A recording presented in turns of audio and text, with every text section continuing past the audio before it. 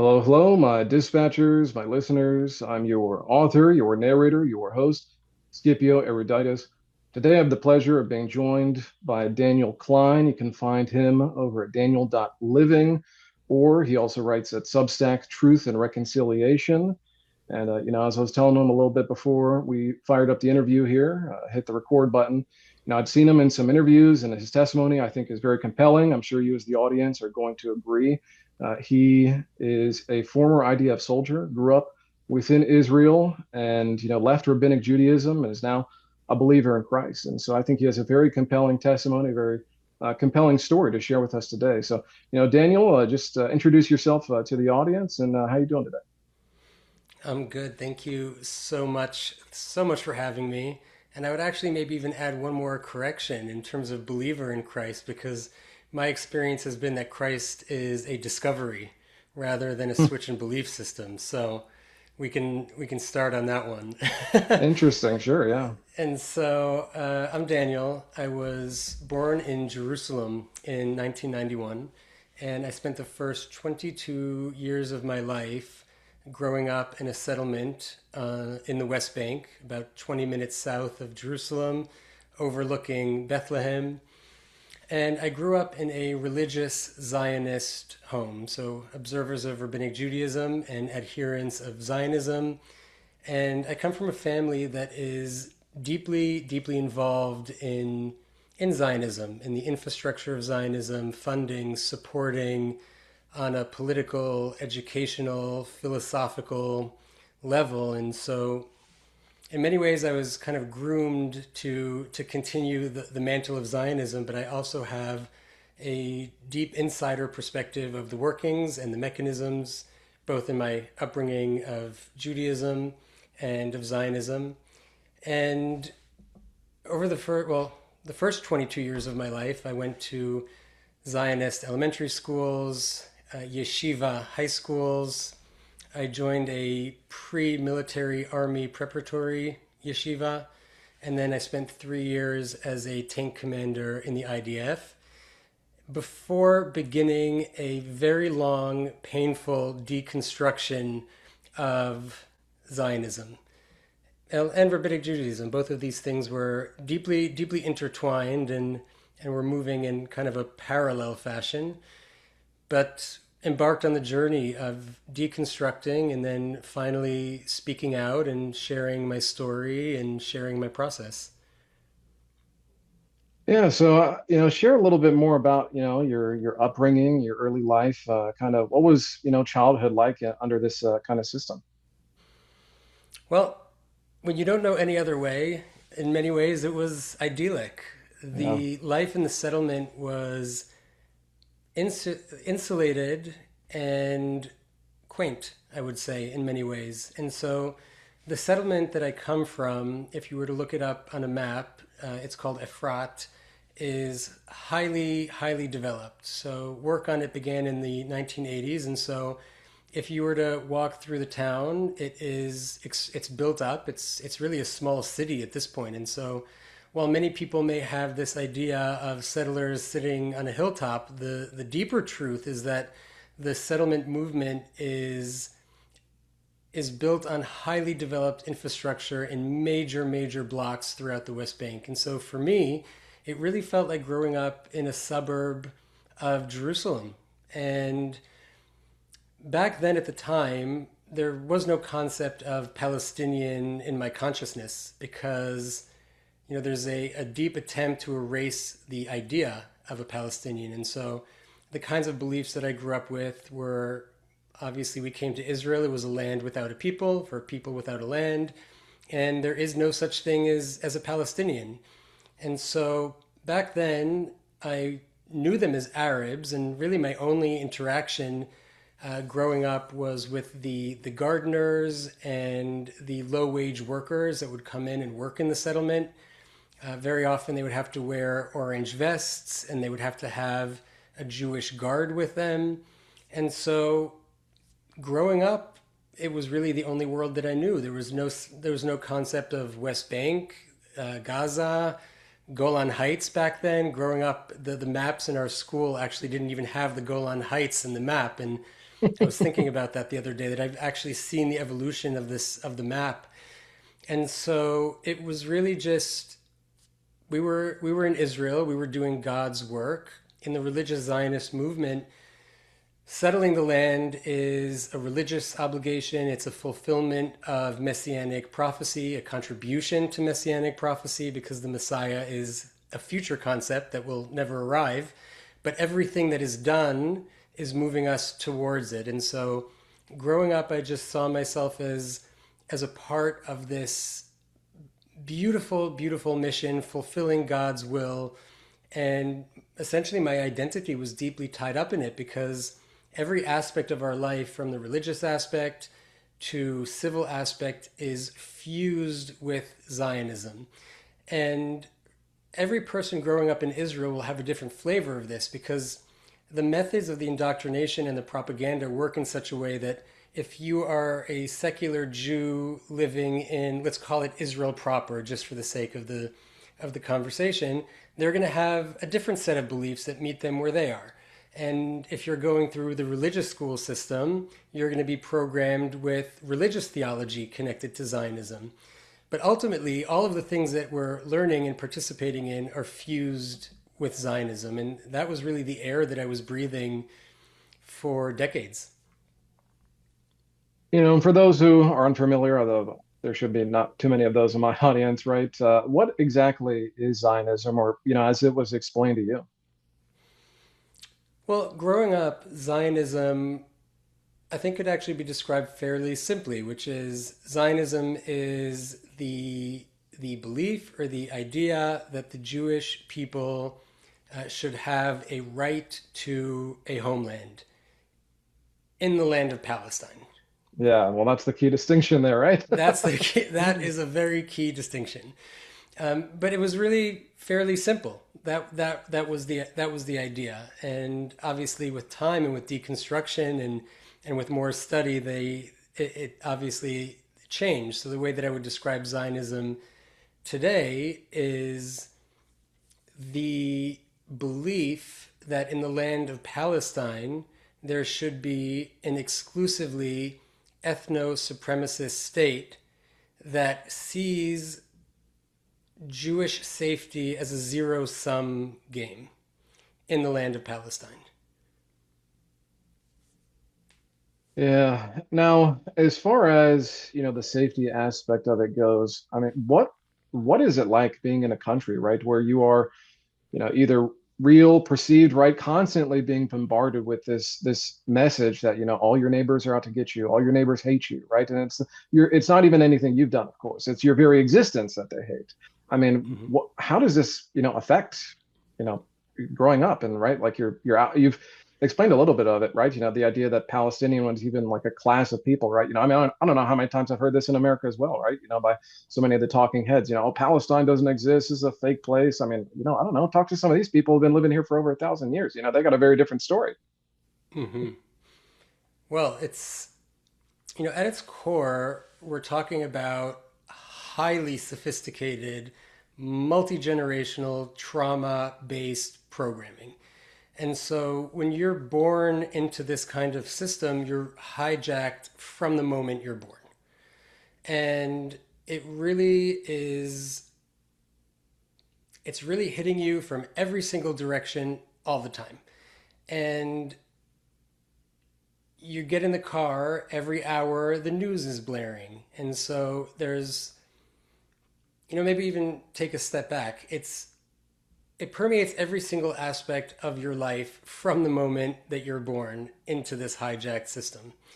And so essentially, our nervous systems are programmed from birth with very deep seated beliefs. And we might get a little bit more into the Jewish aspect and us versus them, Jew Hmm. and Gentile.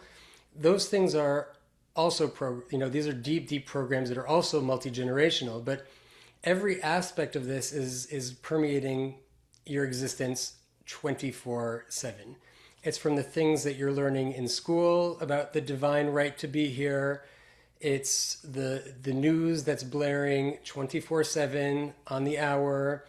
It's the beliefs. It's growing up with, little things. I very often hear that all the Palestinians want to kill us, but I also grew up in moderate environments because I come from a settlement of what would be called moderate liberal Zionists, but I would also hear death to Arabs, right? So really pinning it on them creates a situation where you're constantly dysregulated, constantly in fear, and constantly searching for threats. And in many ways, there's the aspect of truth in it that fuses to the identity, because growing up during the second intifada in the early 2000s, there was a popular uprising amongst the Palestinians. There were suicide bombers who came into the supermarket right down the street. And so those aspects of trauma, which are real, there is a real conflict, become a Yep. part of your existence. And so for decades, when I would get on a bus and buses were blowing up, you're always searching for the threat. You're always profiling, you're always on the lookout.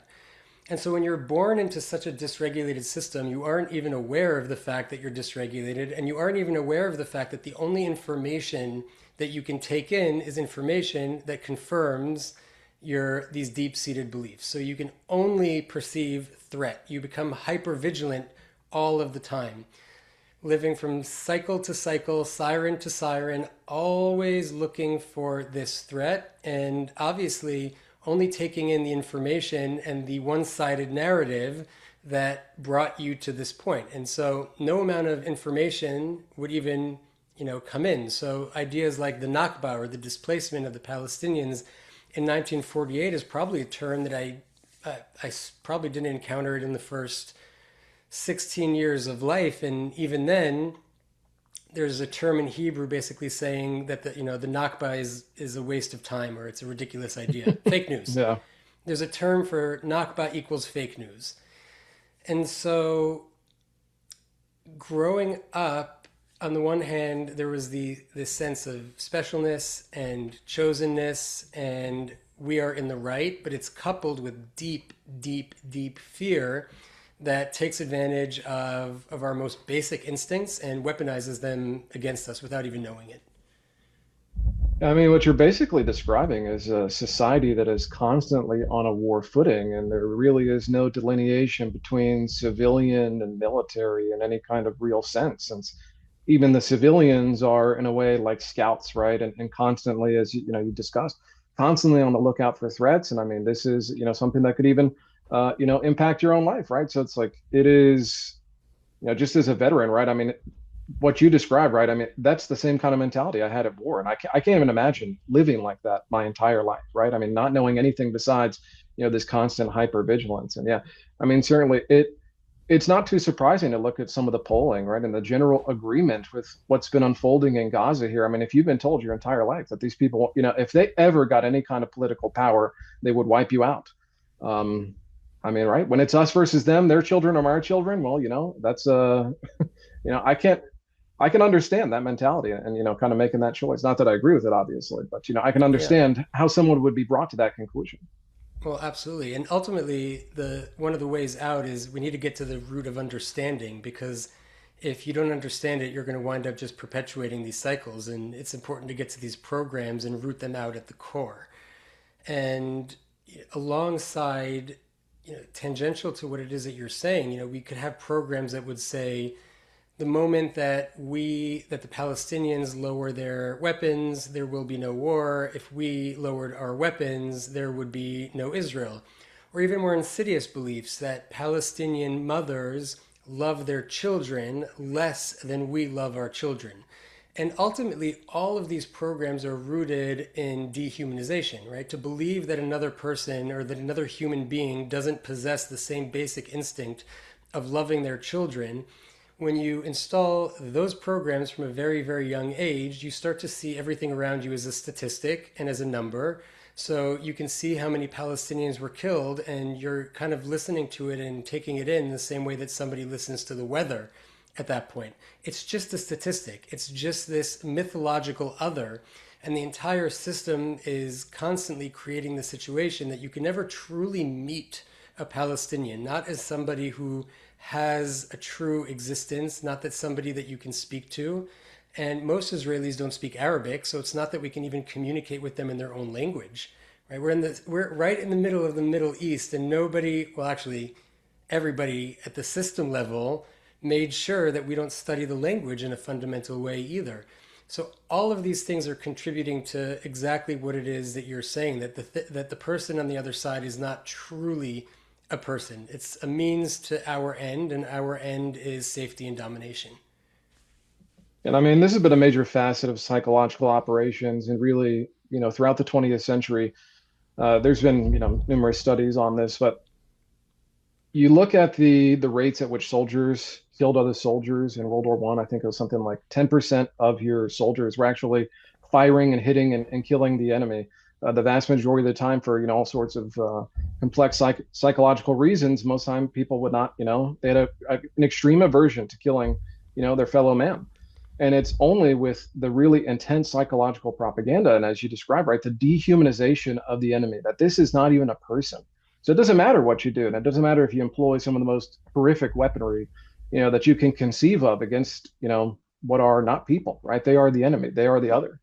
And it is I mean, I saw it right as a vet, that mentality is drilled into us, the breaking down and the building up and, the implanting, right? I think kind of similarly, instead of, at least here in America, right? There is a similar kind of almost religious idea behind the service that they're trying to instill in you, right? It's not just that you're, part of the military, but you are, defending the Constitution. You're defending freedom, right? This is this amazing, noble concept, freedom.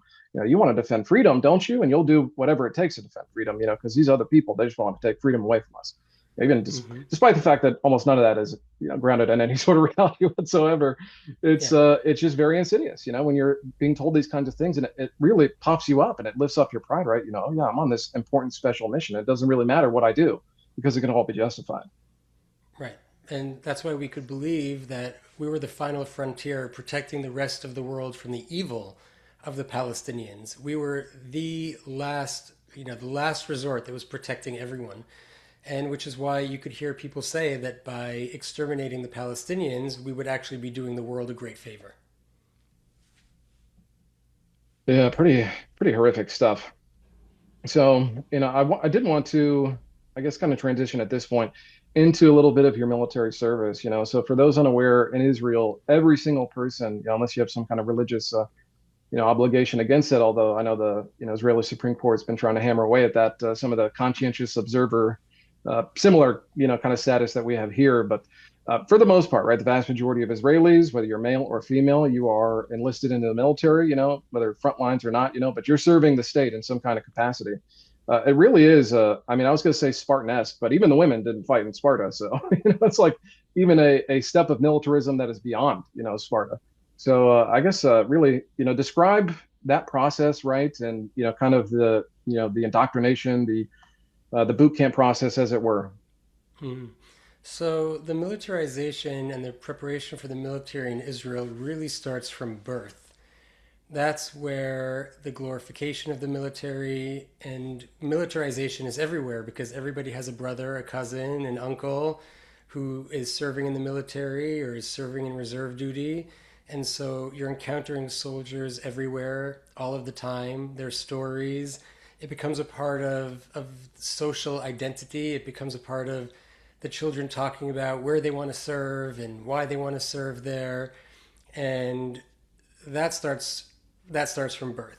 And as you move into high school, that's where the sorting process begins. And so you start to get letters from the military, who's going into this unit, who's taking the test for that unit, and it just becomes a massive, massive part of our identity, which then leads into Holocaust education. And so, remembering that this system at every single point in time is trying to fuse as many aspects of trauma as possible with a person's identity to the point where they can't even distinguish anymore where they begin and where this fake identity begins. Hmm. And so we would visit Poland in high school. There's a big Poland trip that many people take. And that's where you're fused with this idea that the soldier is the only thing that's protecting us from the Holocaust happening again. And so being a soldier now becomes a very holy obligation. And based on what community you're in, after high school, many people opt to go either to a yeshiva if you're religious or a secular military preparatory academy. It's not mandatory, but many choose to do it. And Hmm. so I would say that most people in the religious world do spend at least 1 year in a yeshiva before going to the military. And here you start another level of fusing your identity, which is connecting the theology to being a soldier.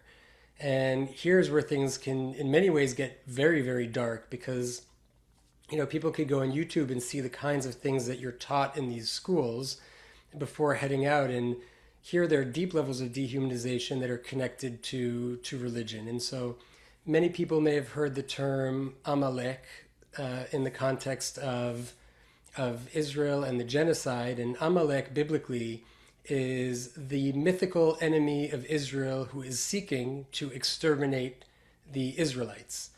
And so in contemporary discourse, Amalek becomes a boogeyman that you can put on anyone. And the holy obligation or the sacred or the commandment, I should say, in the Bible is to destroy Amalek, man, woman, and child. And so when you go into yeshiva, all of a sudden, you might encounter this in high school, but now you're going into the deeper layers of who is the biblically mandated enemy, why the Palestinians fit that bill, why this work can be holy work. You might go into deeper aspects of the ontological difference between a Jewish soul and a non-Jewish soul, and wrapping all of this together into messianic Kabbalistic belief. And so in the religious Zionist world in Israel, and it's important to remember that even though the religious Zionists in Israel might only make up 10 to 15% of the population, some of its politicians in power include the likes of Smotrich and Ben Gvir. And so this is a group that has absolutely tremendous power in shaping the landscape in Israel. And so you start to fuse these messianic beliefs that are rooted in the teachings of a well-known rabbi. His name is Rabbi Kook, who created an entire Kabbalistic framework to fit the Zionist narrative.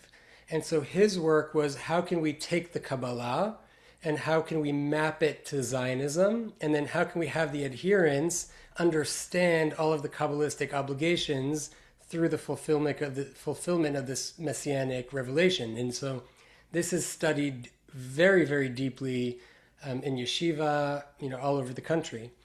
And so at this stage, by the time you arrive at the army, you believe that you are the savior of the Jewish people, the last thing standing between you and the Holocaust.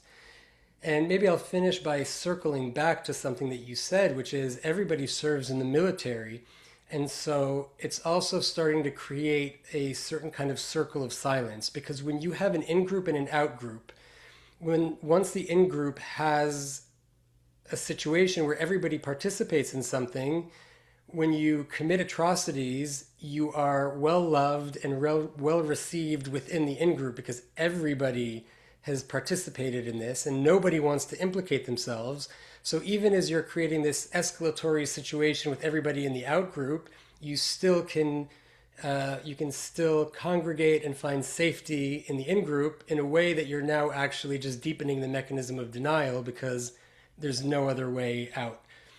So by the time you arrive in the military, it is total, absolute holy work, and you're sent on the mission.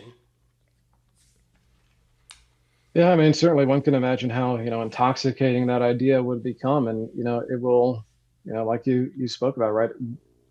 People just excuse, I mean, basically anything at that point. There are so many justifications that, I mean, how many wars, how much bloodshed has been spread over, religion, right? And people thinking that, no, it's, I'm the one who's in the right here, and that gives me, the right to do whatever I please to you. Just, yeah, I think largely what's been unfolding here, even before October 7th, I was generally what you would consider anti-Zionist, but it was more for political reasons than necessarily, religious ones. But as far as the plight of the Palestinian people went, I was largely ignorant to really how bad it had become. And so, during your time in the IDF, what years did you serve? And I guess, how close was your interaction, on the front lines and engaging with the Palestinian people? So I served between 2010 and 2013. And in my specific case, I actually had relatively limited interaction in the military. And I spent the first year in training and in command school. And while everybody was ready to go out into the different operational units and the borders, I had this own personal inclination to not want to go out and serve in these units. And you can call that Holy Spirit at that point, but there was something that was telling me that that was not where I wanted to go. Yeah. For me, the military though was there was a deep disillusionment. So I came into it with all of this programming, and then I saw this monstrous system that to me made absolutely no sense. But even as a young soldier, when you have boot camp, right? So we don't speak Arabic, but it starts to get drilled into you that the only Arabic that I did know really at that moment in life, other than slang, was what I learned in the army, which was stop, stop, or I shoot. Yeah. And that's probably one of the only phrases that I still know in Arabic to Hmm. this day, right? Every day in boot camp, this is the kind of thing that you're studying. And so following my 3 years in the military, so I spent the following 2 years in training soldiers in boot camp. So I was a drill sergeant and then a first sergeant during my service. Yeah. And then when I was in the reserve duty, so everyone in Israel has to do reserve duty. So I did a couple of years of reserve duty until I told them in 2021 that I'm out. And that's where I had the opportunity to serve in the West Bank, mainly in checkpoints and patrolling and standing in pillboxes. Other people would participate in raids in Palestinian homes and really have that direct engagement. But for me, one of the defining moments for me was we took our Jeep up onto a hilltop and we would basically sit there for hours at a time. And the purpose of that mission was just to make our presence known.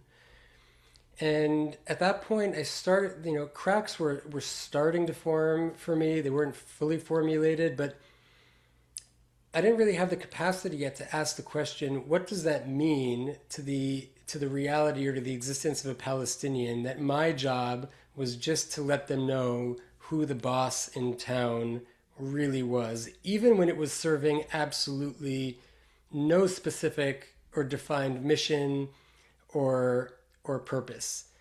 And at some point, I realized that I had no interest whatsoever in participating in the military anymore, and I told them that I'm not coming back.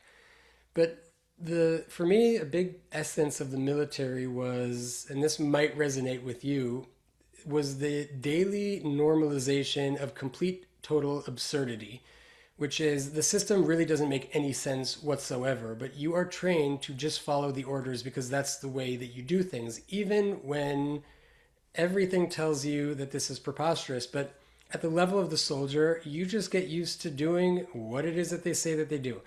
You need to sit there for 4 hours for no reason. You sit there for 4 hours. You need to do things a certain way. You just do them a certain way. And you don't argue because there's simply no point. And so I always had this libertarian aspect to me. I always had this sense of freedom.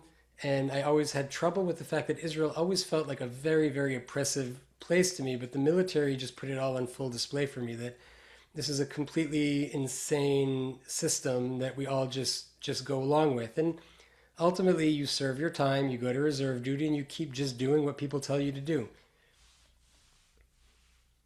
Yeah, no, I that definitely strikes a chord with me. It's I mean many of the same kind of observations I had in the Air Force, right? So I served in Afghanistan from 2011 to 2012, And it was just, I mean, daily absurdities is like the best way to put it, right? It's like go on missions. I mean, what's the point? We're like looking at rocks, literally, like in the middle of nowhere. No one even lives here. We're not going out here. There's really no point. Oh, well, we got to get the mission numbers up. So, this commander can go get an appointment here and get, a raise here and, all this other, politicking, right? And it was just, yeah, insane to me, insane to me watching this kind of play out. It's like, what are we even doing here? What's the point? Certainly not bettering these people's lives, in any appreciable way. I mean, you talk to the average Afghan, most of them want us to leave. They want us to get out of here and, so they can go back to their way of living, which, no matter what conquering nation has, invaded that country over the last, several millennia, whether it's, Alexander the Great, Genghis Khan, Attila Hun, I mean, you name it. I mean, some of the most storied military commanders and tacticians in all of human history were not able to break these people's will. And it just became increasingly for me. I mean, disillusionment is the perfect word. It's like we were sold, and particularly during this time, we were all told, oh, hey, Afghanistan's wrapping up. This is, we basically, we're going to be gone in a couple of years here. We got a flourishing democracy ready to go. I mean, that couldn't be farther from the truth. Actually, as it turns out now, I mean, that time period was some of the most intense fighting since the initial waves of in 2001, the initial invasion. So yeah, it is one thing when you're told all these things, right? And then you go get to see it with your own eyes and you realize really just how, what a big bill of goods you've been sold in so many regards. And so, I know you've been talking about some of the cracks forming here, as far as your military service, but, you know, you mentioned earlier the difference between the Jewish and the non-Jewish soul, and really how even at the ontological level there is this division between like there's us, right, the humans, and then there's all these other people. When did the cracks really start forming? As far as the religious aspect, rather, rabbinic Judaism. When did those cracks start forming for you? So at a very young age, I almost one way that I put it is that I discovered that Zionism was the overarching religion, and Judaism was just a branch of it. And so, for me, Uh, the real cracks started forming with Judaism from a very young age. So, at around the age of 4, I started turning lights on the Sabbath, which in our community is a violation of the Sabbath, one of the most egregious things that one could do. But even back then, when nobody was looking, I would violate the Sabbath and realize that nothing happened. And so I actually started to see piercingly through Rabbinic Judaism from a very, very young age. And these two things are actually connected to Zionism because what I had to do from a young age was actually create a fragment of my own self because I could see that Rabbinic Judaism was, or certainly has the capacity to be performative, uh, obviously missing the complete essence of things, creating a religion around the debate of the laws themselves while being completely disconnected from reality and from divinity. And so this is something that I had picked up on from a very, very young age. And so I created, there was the real me, the authentic me, that had to put up all of these walls and all of these masks in order to be accepted by my community. Because as a kid, you're not safe to express these ideas. And so you have to create all of these masks in order to be safe, be accepted, not be rejected. And so for 20 years after that, I was still on the outside pretending to be a religious Jew while being completely disconnected from it on the inside. And all of the things that I was learning, there was always something that didn't feel right and didn't make sense. And I was just accumulating a very long list of things that to me were completely nonsensical in many ways, completely nonsensical and disconnected from reason, really. And that never sat well with me. And so I had this inner departure and then the creation of masks. And, Zionism also in many ways works in the same way, which is creating these structures of silence and complicity where people become completely disconnected from themselves. And in that dissociation, participate in this external charade while being completely disconnected again from reality. And so this idea of us versus them, these programs are also installed from a very young age. And Again, based on where you are on the spectrum, it'll land in different ways. But if we go to the core, the absolute core of the ontological difference, growing up, I was taught that for the most part, in most streams of Judaism, Jewishness is passed through the mother. That's what we're Hmm. taught. That always disturbed me. As soon as I thought about that, there was something there that didn't land right, because that's where you make the first ontological claim, which is Jewishness is something that so unique that it passes genetically. So now you're entering into the worlds of genetics and blood. And that ties into, on the one hand, the deepest anti-Semitic trope, but it's also this is the trope that's been adopted by Judaism, which is once a Jew, always a Jew. And so the claim here is, and this is a claim that even secular Jews make without realizing that they're Yeah. appealing to the ontological claim, which is, I'm Jewish because my father is Jewish.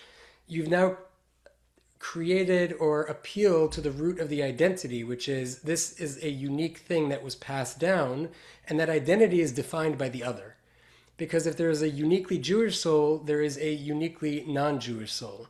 And this is again where where a secular Jew or somebody who identifies as a Jew doesn't even realize that they're invoking the root program. So, being born into it was the first stage of me realizing that something here is doesn't quite feel right. How you can, even if you converted to another religion, didn't believe in God, didn't keep the Torah, you are still a Jew. So that never quite made any sense to me.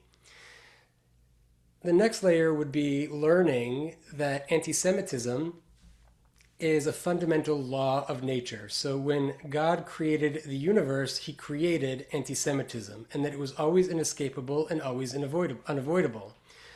And and right back to the programs, because if these are your belief systems, you start to embody a certain form of Sure. behavior that also elicits a reaction that then confirms the behavior, which elicits more of the behavior. Yeah, it's a self-fulfilling prophecy.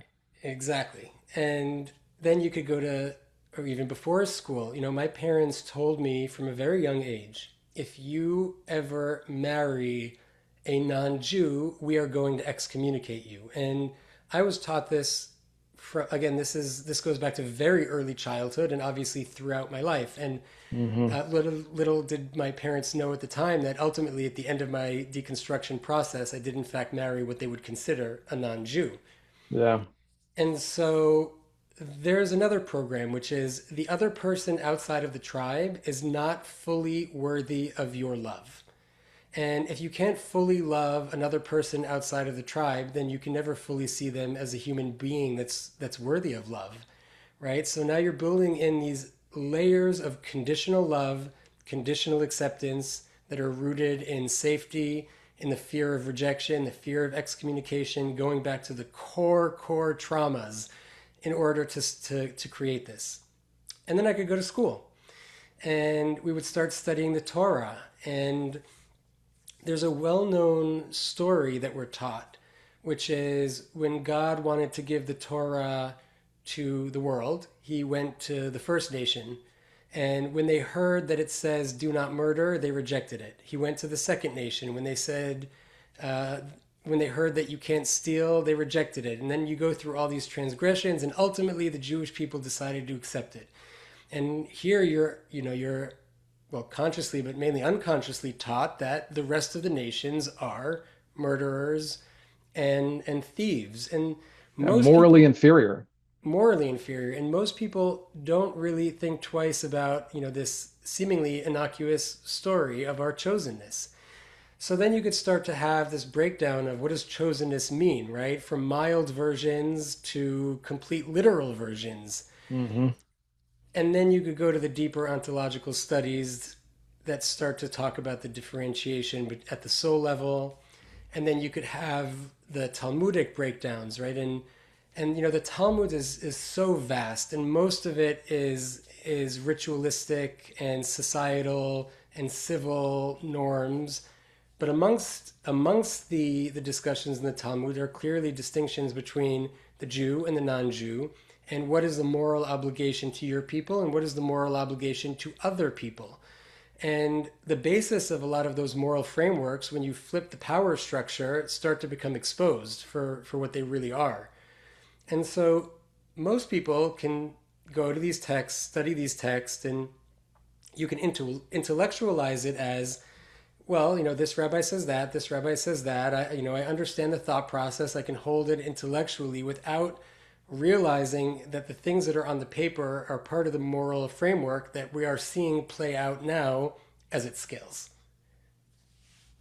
Yeah, that's one of the things. I mean, I have a whole series going into the Talmud and really analyzing its, I mean, entirely situational ethics, as you've, kind of described here, right? I find that story pretty ironic. It's all the other nations that are morally inferior, and that yet you look at the Talmud and it's like a religion basically around, creating loopholes to get out of like all the, the commandments that God gave. I mean, it was, I just have to say, the Gospels really came to life for me in a new way, reading the Talmud and understanding some of the historical context and some of the debates that Jesus was having with the Pharisees, right? Mm-hmm. This the idea that you are straining at a gnat and you're following all the written rules down to the T, but the heart, the spirit of the law here is totally being transgressed. Mm-hmm. And similarly, I think another really fascinating thing to me is this the buildup of this you know Judaism as a race or as an ethnicity, and yet I mean even in Israel's a multi-ethnic nation. I mean one of the, at least for me, I think one of the stupidest angles of attack on Judaism is like this genetic angle. I mean, what you're essentially arguing is a form of determinism and that they could not do otherwise because they're just born this way. Okay, Mm-hmm. well then all culpability is removed from them, right? My Absolutely. my issue with Judaism is not the racial angle, which again, there are Jews of all sorts of races. I mean, there's Chinese Jews, Turkish Jews, Arab Jews, Spanish, European. I mean, right? Haitian Jews. I mean, you go on and on and on. There's Jews that live across the world. Jewish communities all across the world of various races. So, this idea, even in the Torah, is just really replete. The idea that your neighbor is only someone who is a Jew living in the land of Israel. I mean, you have to go through some extreme mental gymnastic to come to some of these conclusions. I think particularly as you see, during the time of Israel's testing and during their times of major apostasy, it was so often these pious Gentiles.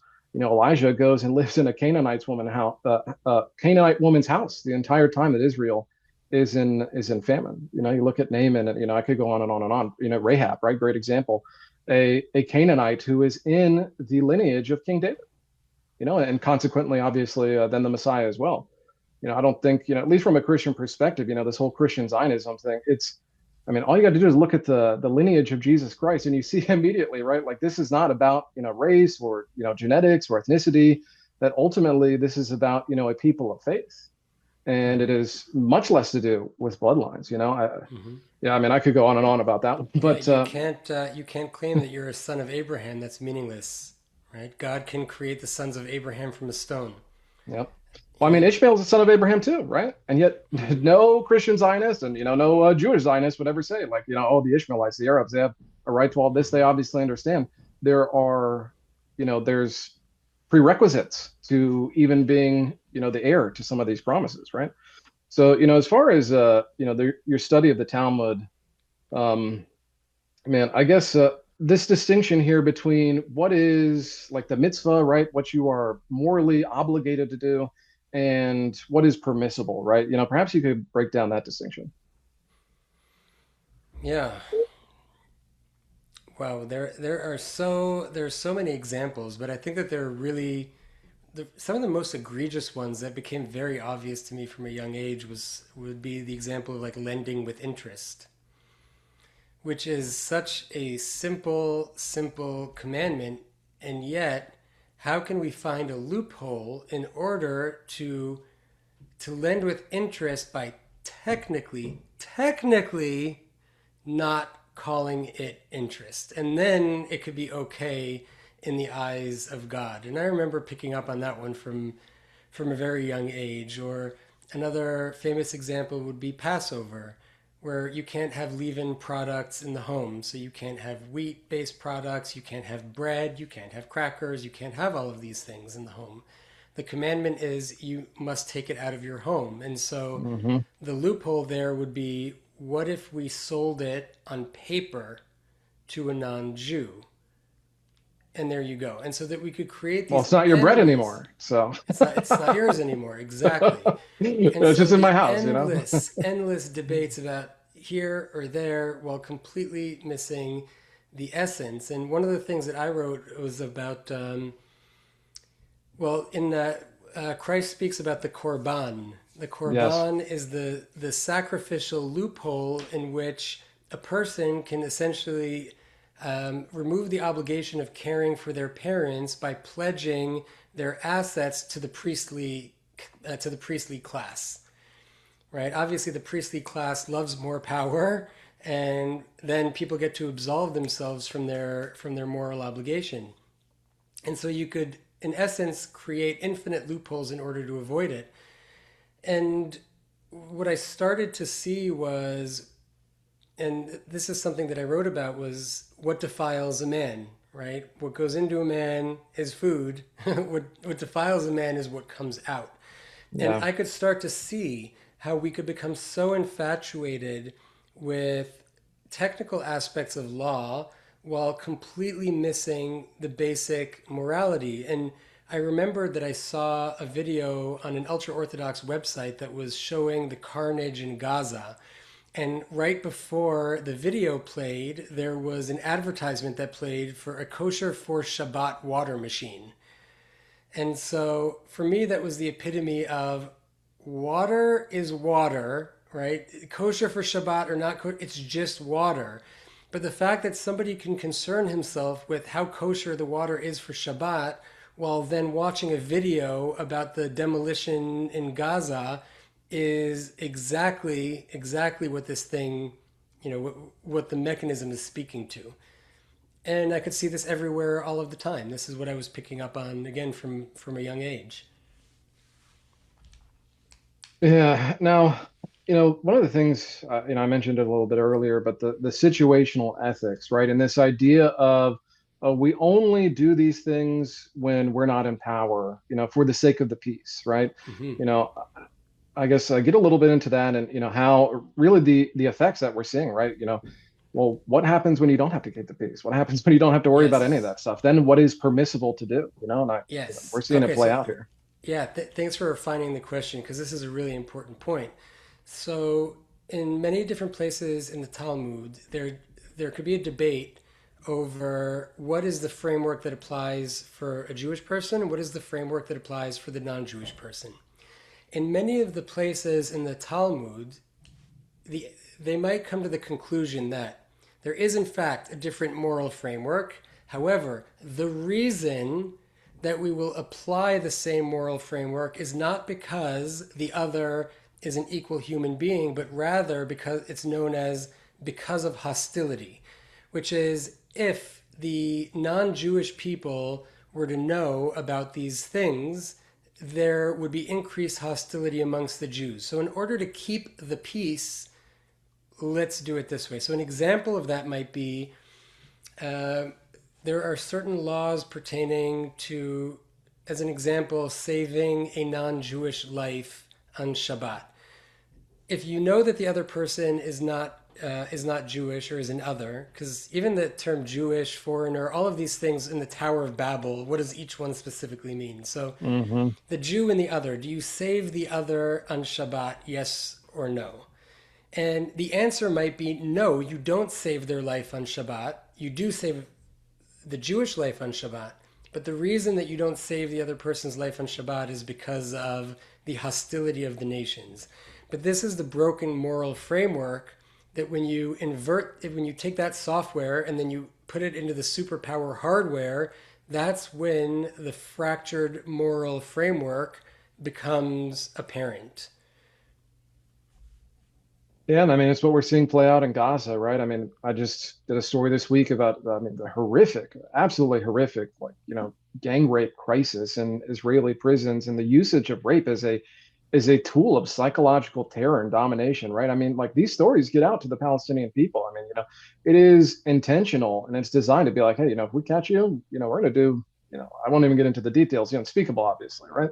Um, yeah, it's this is the kind of permissible moral framework where, yeah, hey, these set of moral laws, they don't apply to this entire class of people. And even then, situationally, right? Like it basically, if you can get away with not doing it, you don't have to do it. This is, I don't think it's too surprising to see what is unfolding in the Middle East here as the Israeli war machine, continues to pick up here and continues, to terrorize so many of its neighbors. I mean, I think, one of the reasons I've tried to focus on this issue, and, not that it's just the Christians who live in the Middle East, the innocents that matter here, but I've purposely tried to frame that at least for, Christian audiences in America, because you would think at least, right? I know you guys, a lot of you have this like crazy obsession with Israel, but like these are our brothers and sisters in Christ, right? Are you saying like we need to bless the people who are out here actively? I mean, obviously this week there's a quite a bit of uproar about a Christ icon, right?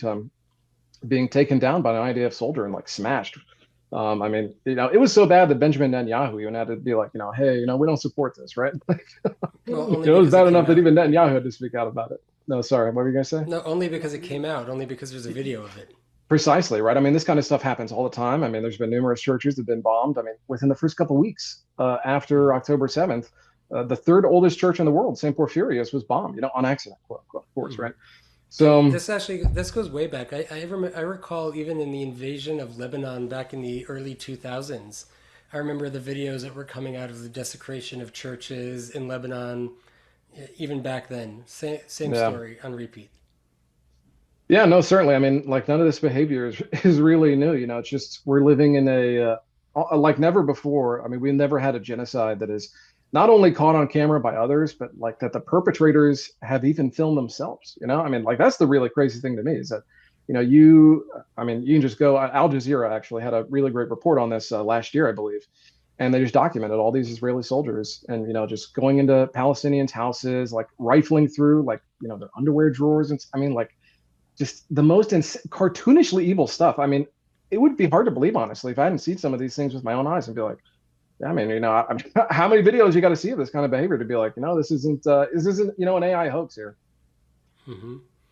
And people will justify it as, well, it's interesting because it ties right into this conversation that when these kinds of videos come out in Israeli society, they do not truly register, right? And the mind will make infinite excuses and justifications for, oh, it's just a few bad apples, but at its Mm-hmm. core, very often the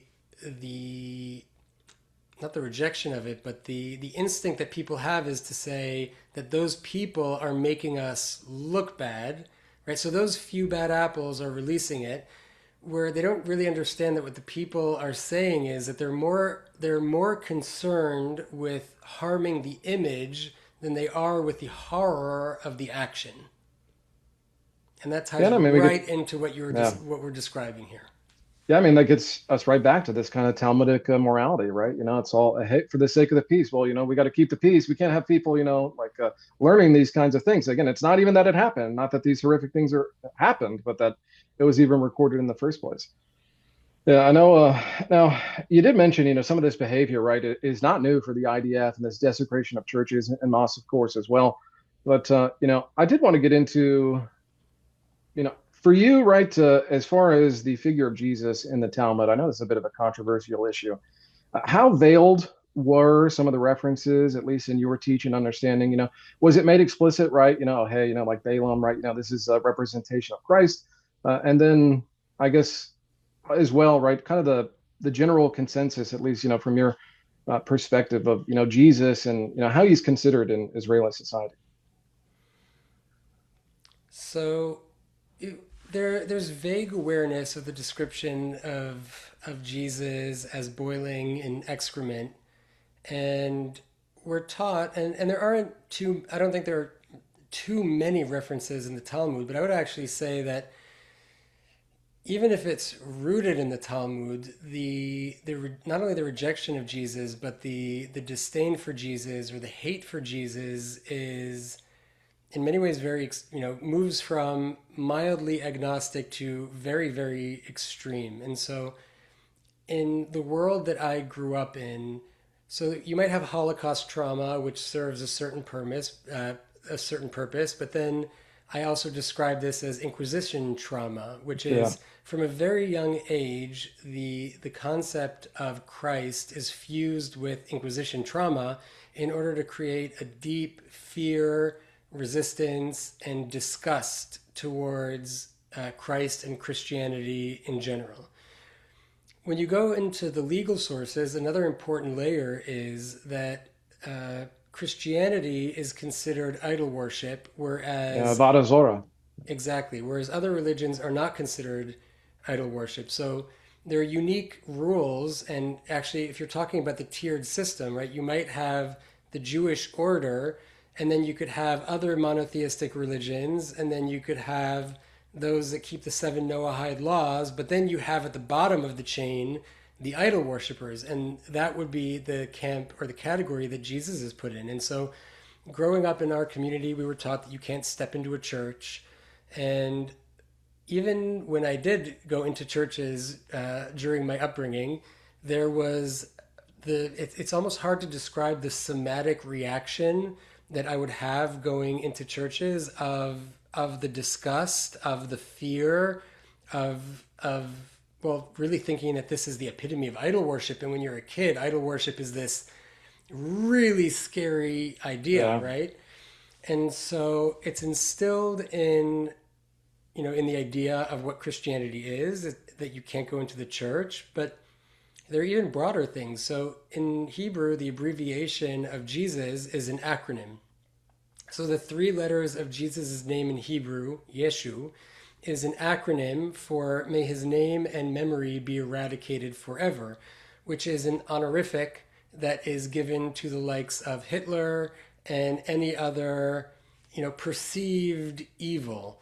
And so in my mind, Jesus was right up there as the epitome of evil. And so while many people in Israel may be completely agnostic towards Christianity, I would say that the spectrum is somewhat agnostic to, obviously spitting on and a deep-seated hatred. But this also ties back to the essence of Rabbinic Judaism, which is the essence of Rabbinic Judaism is built on the predication of rejecting Christ. Right? The two things can't coexist, right? If you don't do the deconstruction to recognize Christ, you are in rejection of Christ. And that's really the essence of the system. Yeah, no, I think that's a very important point to make here. And, when I was reading Peter Schaeffer's Jesus in the Talmud, but it's probably one of the best scholarly, explorations of this subject. And Peter Schaeffer himself, I believe he was, agnostic Jew, but head of Jewish studies at the University of Chicago. And, what he points out after studying all these various references and, not just to Jesus, right, to some of the other accounts that we see in the Gospels, right, that the Talmud, at least from his estimation, I would agree, obviously, is consciously written as a anti-gospel, right? Like this is so much of the material is specifically formulated to attack Christianity and to prevent, Jews from leaving rabbinic Judaism and going to Christianity. Hmm. I mean, Yeah. would you, agree with that assessment? Is that what you found as well? Well, yeah, I think it ties back to what I said that the Yeah, essence of Rabbinic Judaism is the rejection of Christ. certainly. Yeah. And the work that it would take to truly look at oneself in order to understand why you're living in this belief system. One of the core programs of Rabbinic Judaism is the waiting for the Messiah program. And that is actually not a neutral belief because if you install in the person the idea that the Messiah is a future event, first of all, that's a victim program because you believe that the current moment is fundamentally unsalvageable. Hmm. And if you believe that the current moment, that you're a victim of the current moment, awaiting an external figure to come and save you, a couple of things happen. One, you need to fill that void with something. And that something is always going to be an idea, a movement, a person, an ideology. And all earthly things eventually come to an end, right? Understanding that Christ is beyond putting your faith in something that will pass. It's putting your knowing in the eternal omnipresent truth. But once you start externalizing it, it eventually will collapse, and then that starts reinforcing First of all, the belief that he's coming even sooner. But if you're the victim, you can't also be the perpetrator at the same time. If you need saving, you can't also be the perpetrator. So you then can't even see that all the things that you are doing are actually the very behaviors that are pushing away what it would actually take to recognize the Messiah. You believe that if I grab more land, or if I build more temples, or if I continue this expansionist project, I'm bringing the Messiah closer. But you're not recognizing that each one of those things is taking you one step further away from the recognition of what is accessible right here, that has always been accessible. So these are not neutral beliefs. So baked into the idea of Rabbinic Judaism and the future Messiah are the self-perpetuating and closed loops that create all of that create a lot of the destruction that becomes invisible to the observer. Yeah, no, that's a very interesting point I hadn't considered before. But yeah, I mean, it really is just a form of another thought terminating cliche, basically, right? That the idea that we would try and spread the kingdom of God through our own actions, that we in some way participate right in the spreading of that kingdom. Well, that's something the Messiah is going to come and do, right? So maybe we have our small parts. I know this is really where the Orthodox and the ultra Orthodox kind of disagree. It's not that necessarily they disagree with anyone, with Jews coming and living in Israel, right? It's anything. It's like that's too small of an idea, and you're not the ones who should be doing it, right? A bunch of atheist communists are not going to be starting the new nation. It should be the Messiah, right? I mean, that's at least what the prophecies foretell, right? Mm-hmm. Yeah, no, it's man, I guess in regards to, I mean, we've touched on a lot of this stuff, but and in regards to Zionism, and you said that religiously, a lot of the cracks in Rabbinic Judaism formed pretty early on, right? I mean, the kind of stories that you tell, they're very common. I know, and I heard the one where I don't know if your family did this, but people like tie string outside, right? Because one of the Sabbath commandments is you stay inside, and so people tie strings around poles outside, and that counts as inside now, apparently. Yes, exactly. Yeah, I mean, these just again, just like these kind of insane loopholes, and it really does. You look at what Jesus and so many of the indictments. I mean, I really understand now why they wanted to murder him so bad. I mean, he just had their number dead on from day one. He's like, I know exactly who you are, and I'm calling you out. And they, as it said, so many times, right? It cut them to the heart because they realized, like, oh no, yeah, these, those wicked land tenants, right, who murdered the son, the owner of the vineyard. That's us. Mm-hmm. And Yeah, it's very very painful to look at. yeah. No, certainly. But in regards to the cracking of Zionism, I mean, seemingly, right, the last thing that kind of went from your worldview here and your upbringing, what I guess what was the last straw really for you, where you were just like, I can't support this anymore. Well, growing up in a settlement, every time we drove to Jerusalem or drove to Tel Aviv or basically left the settlement, we'd be moving from the West Bank into, again, what we would call Israel proper. Hmm. And growing up, I didn't really make much of it because there was no differentiation in my mind. I had no concepts of lines or numbers or colors or what any of this truly even meant. I knew that I could drive to Jerusalem and I could drive back from Jerusalem without a problem. And I would drive through the checkpoints. Starting in high school, I'd be driving through them daily. And at some point, as these border crossings and these checkpoints turned into these massive border crossings, I started to notice how obviously I could drive right through, but then I would notice that very early in the morning, buses of Palestinians would arrive, and there was a separate section where the Palestinians would go to, and they would all have to line up. And the only way I that I could describe what they look like are cages. Yeah, And the way that I would describe the process is that they were being herded.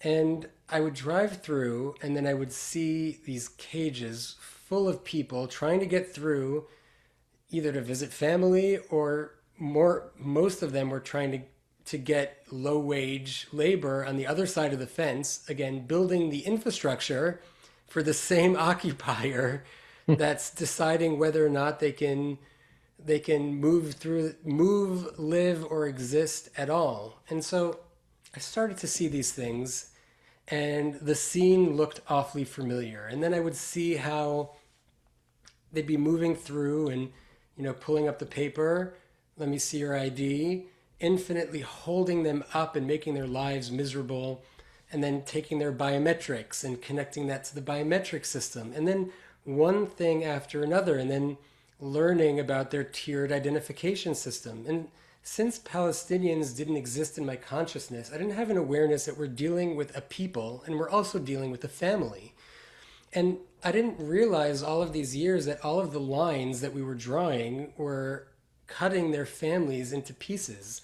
And so you could have somebody in Gaza who can't visit his family in the West Bank, who can't visit their family on the other side of the fence. And even if they could visit, I didn't have the awareness that I could drive to school in 25 minutes, but then my classmate who was sitting in the class with me in university spent 7.5 hours making the same drive because he was going through these checkpoints. And slowly I began to see, right? And understand this lived experience. But the true shift for me, the real breaking point, actually happened early during Israel's response to COVID. And it was in that moment where all of a sudden I saw all of my greatest fears growing up, which is a totalitarian state. Because, Hmm. the irony is, everything that I am, I got from my parents, right? Ultimately, they were such phenomenal educators, right? They instilled in me all of the tools that I needed in order to come to these awarenesses, even though at this Yep. Here are moment all in the warning time, signs, right? yeah, they helped me with everything that I needed. They're still applying it differently, but I always had this deep fear of totalitarianism. And early in the response, I started to see how Israel was turning all of its weapons of totalitarianism directly against us. And the biometrics and the checkpoints, the well, I mean, everything, right? The tools Yeah. of power, tracking us, utilizing the secret police against the citizens. And in that moment, I wrote in my diary in 2020, Israel is a police state and we are all the victims of it. My first realization is that Israelis are the hostages of the police state without recognizing it. And it's so sophisticated that it doesn't need to be like China or North Korea. It's so sophisticated that people don't even realize how totalitarian it is, that we're also in a giant open air prison with a smaller open air prison that we become the guards in.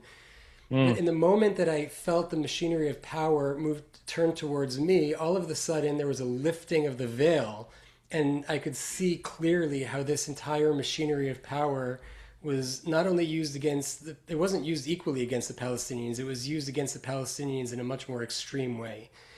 And in that moment, I realized obviously what the idea of we're not free until they're free truly means, because I realized that ultimately, we're the prisoners of this system.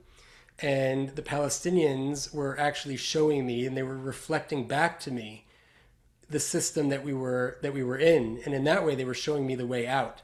But it was only when they came for me, so to say, that I Yeah. that I realized what was happening here, and the final veil of illusion, everything that my entire system was trying to protect me from looking at my entire life became visible and became apparent.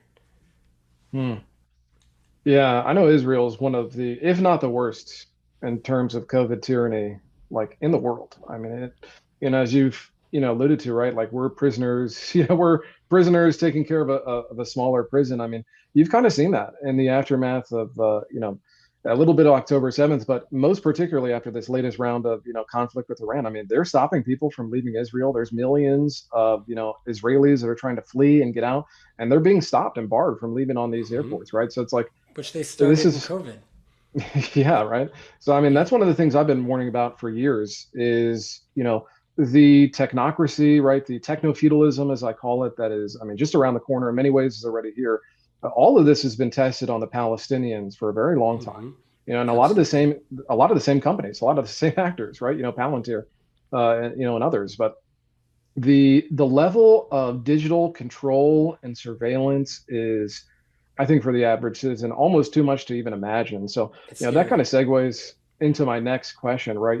Having served on the border, having served in the IDF, I mean, what are your thoughts on October 7th? And, do you think it was an inside job?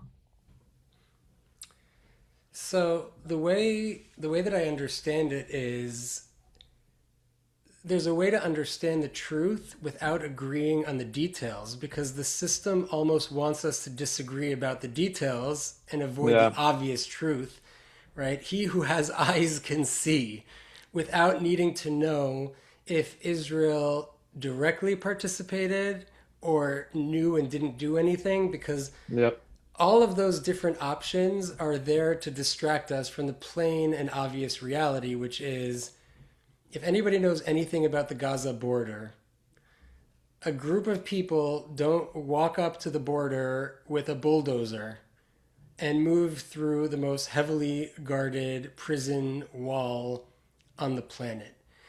And then there's so many pieces that are both obvious and can still confuse us, right? Why was it that the government was sending cash to Hamas all of these years, right? So what is Hamas, right? Is it a construct of Israel? Is it this? Is it that? So all of these things, the way that I understand it is that the oppressor always creates resistance. And if there is not natural resistance to the oppressor will manufacture it. Because resistance is the lifeblood of the system, it's the fuel of the system.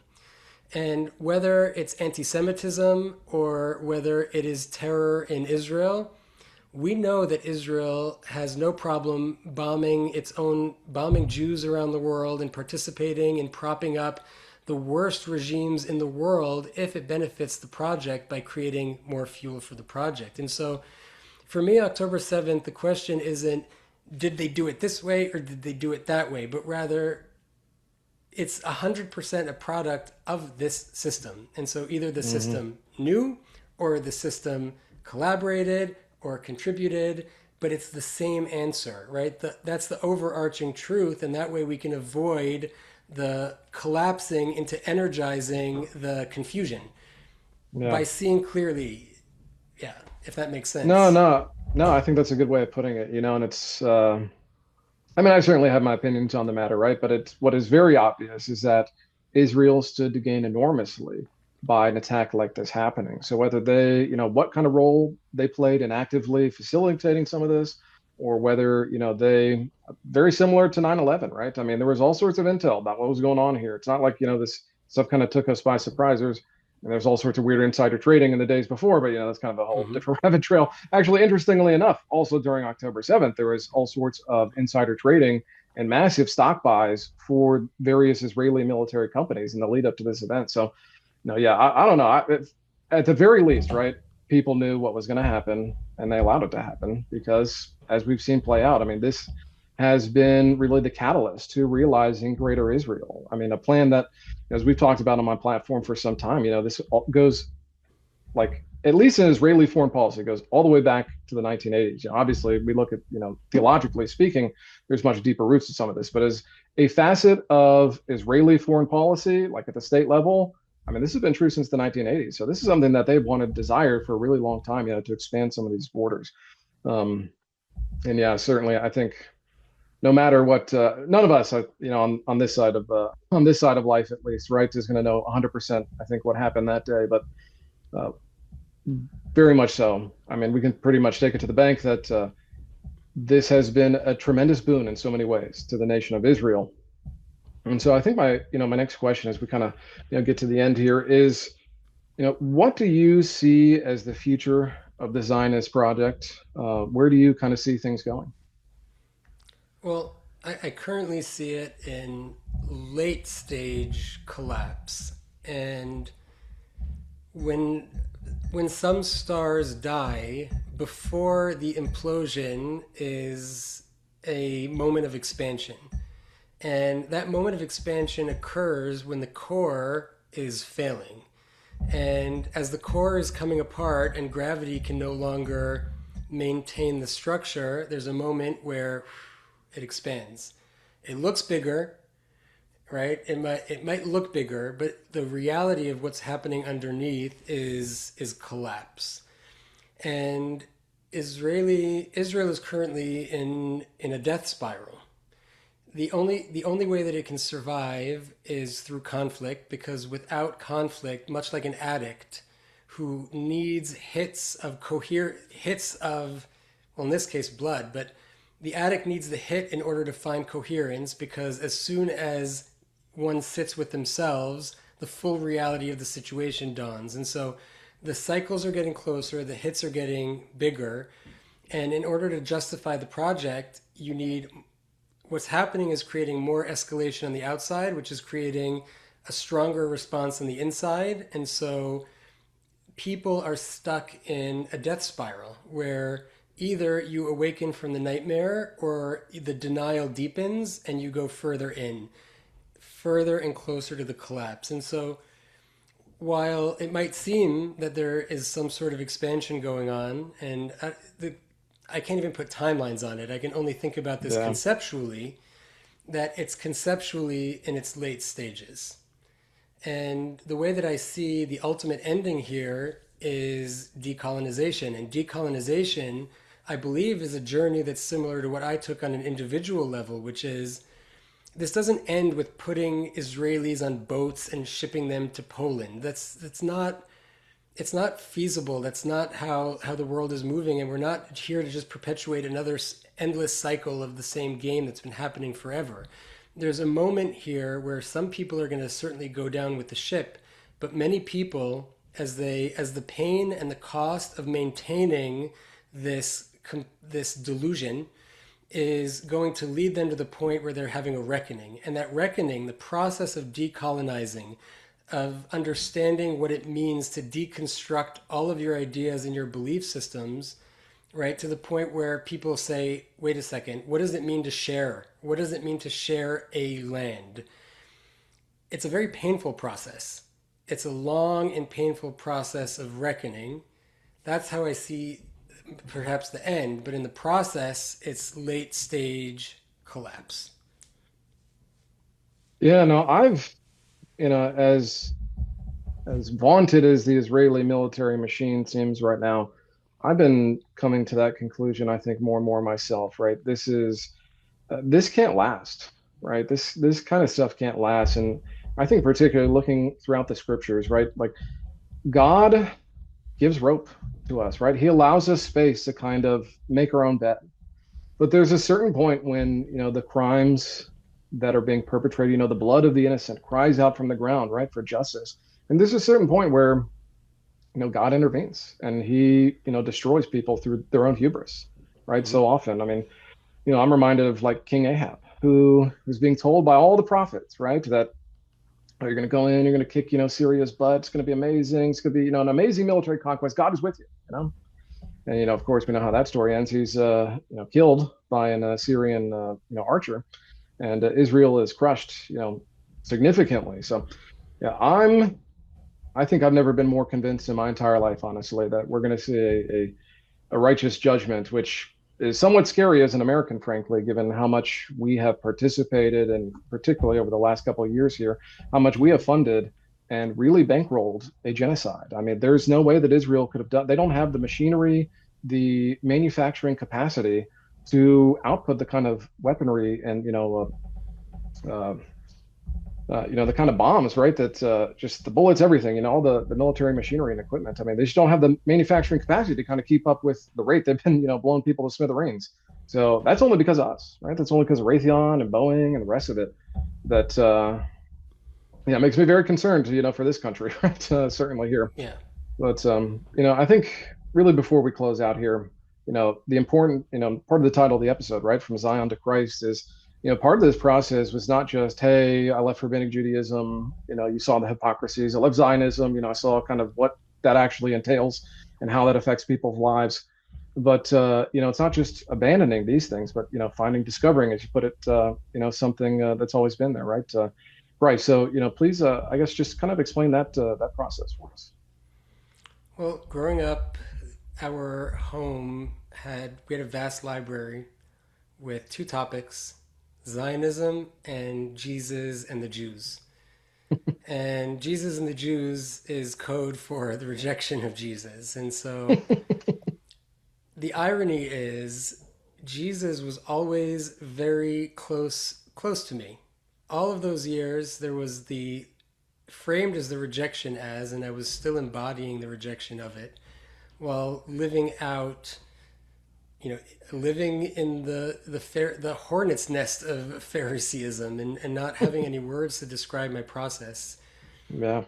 You know, as I was hiding from a very young age, ultimately, I was hiding myself.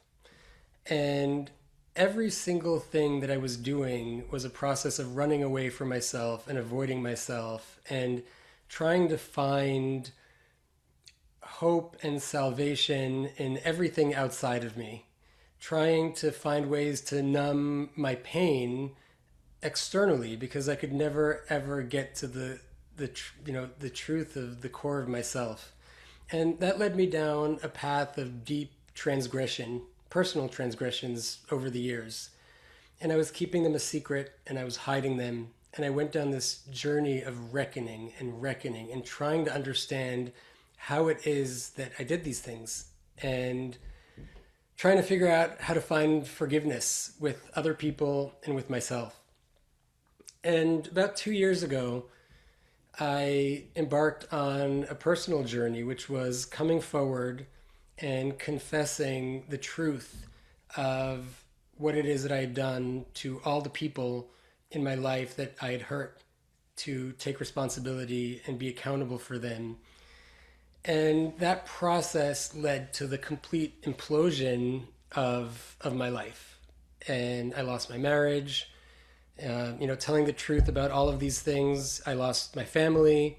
I've been excommunicated by my family for sharing all of these truths. And so I'm standing in the center of this process, and I realize that the only thing that I can do is tell the truth and keep my heart open and never close my heart. And as I'm standing here in the flaming wreckage of my life, keeping my heart open and looking for forgiveness, that's when I encountered the gospel for the first time. And when I opened the gospel and I started reading it, I realized that I was not reading a book. I realized that I was experiencing my life, and I was experiencing the journey and the process of confronting the truth, taking ownership, keeping your heart open, and suffering the consequences, absolutely, because this process does not come without consequences. Those are real.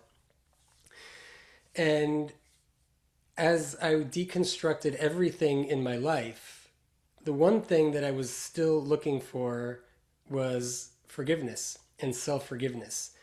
Because I was sitting with these two versions of me. There was the version of me that had committed all of these transgressions, and then there was the version of me that told the truth and tried to own them.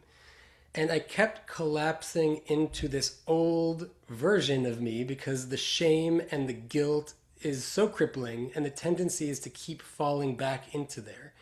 And that's the moment that I discovered the essence of grace, where I discovered that as a child of God, right, the love that was bestowed upon me is the same love that I hold for my own daughters. And it was in that moment that I was finally able to understand the separation of the old version and the new version, and how without that grace, I could never evolve as a person. And that was also the moment of the experience of Christ and the discovery of Christ and what that salvation truly means. And the gospel showed me that going through this process and taking up your cross, right, even though there was the complete death of the old version of me, a new version was given the grace of being reborn. And like I said, this was pure discovery of what lies on the other end of truth, of the journey of telling the truth. Yeah. And no, so many scriptures come to mind as you tell that story there, right? I mean, what is it if a man gains the world, but he loses his own soul? Yeah. You know, And every it's step along the way, I realized yeah, that Christ was there because it ties to Zionism. As I was reading it, I realized, oh, I'm not just talking about my own version of my life imploding now. It was describing my upbringing. It was describing Zionism. It was describing everything that I was seeing in the world to, this incredible accuracy. And if it wasn't for, the understanding of, they could take your body, but they can't take your soul. hmm Without the deep integration and understanding that I am truly safe in taking step by step and having total faith, and they could try to take the material world, but it's of no significance. Once you understand what your real birthright is and truly connecting to the kingdom of heaven, right, you can then actually walk forward in the world with a kind of courage, the actual courage that it takes to solve the mess when the fear of their material threats now become null because I've actually connected to the truth. And yeah. so each step of the way, each piece of the puzzle was really what gave me the capacity ultimately to come in and step in and speak the truth.